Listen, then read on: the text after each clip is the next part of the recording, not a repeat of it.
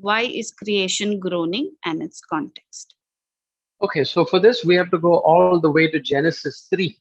So what's happening in Genesis 3? We know what's happening in Genesis 1. God makes all of these things and he makes them good. And on the last day, he pronounces very good on day 6, which is the day that he makes or finishes his creative act with human creation.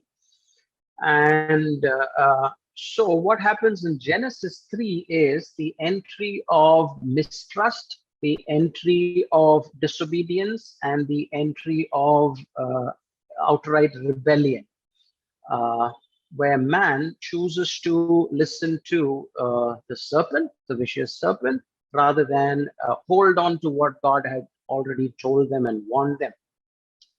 So here what's happening is man wants to or takes the bait, saying that you will be like God, is what the serpent tells him. If you eat of this fruit, which God has forbidden, you will be like God. And man always thought that there is something of him that can become like God, and there was a desire for him to become like God, and he perhaps had a suspicion that God in some ways had curbed the potential of man to become like him in a very negative, vicious way. And so man eats of this fruit, and that's the entry of the fall. Okay, creation is the first pillar. I've said this several times.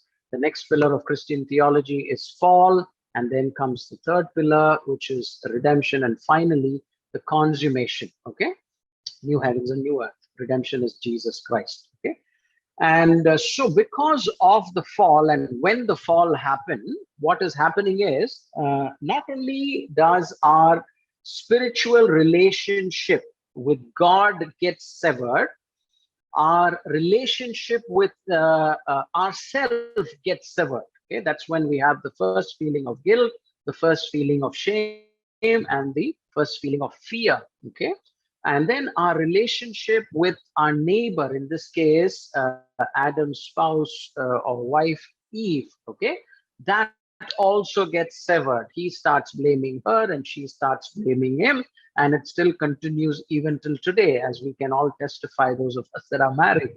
Okay, so there is a severance of relationship with God, there is a severance of internal severance of relationship with self, there is a severance of relationship with our neighbor, there is a severance of relationship with the animal kingdom, because a serpent will try to strike your heel and you will try to crush the serpent's head. And there is a severance of relationship with the ground, or in other words, the inanimate creation of God. The man was supposed to till and have dominance over animals and all of this earth, but the earth will no more yield its fruit, okay, like it would earlier. Man had to work hard by the sweat of his brow. So at 5 different levels, okay, there is severance that is happening.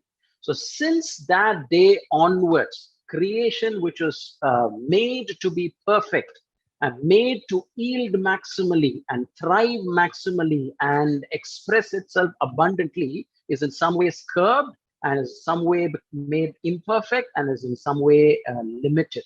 Okay, and so creation, like we see in the next verse, is subject to frustration. Okay, creation in the next verse 21 is also subject to bondage, because the bondage of decay. Okay, we call this in physics as a law of entropy. Okay, things that are running out. Okay, things that are decaying and degrading and crumbling and degenerating. And so their creation is in bondage. Creation is frustrated. Creation is cursed. Creation is in bondage. And creation is groaning. What is it groaning for? It is groaning for the day of redemption.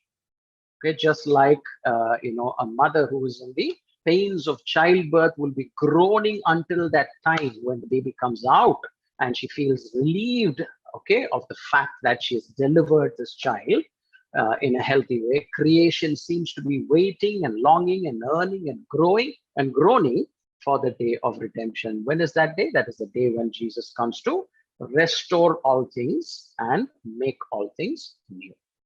hope that helps, Danny. Amen. Amen.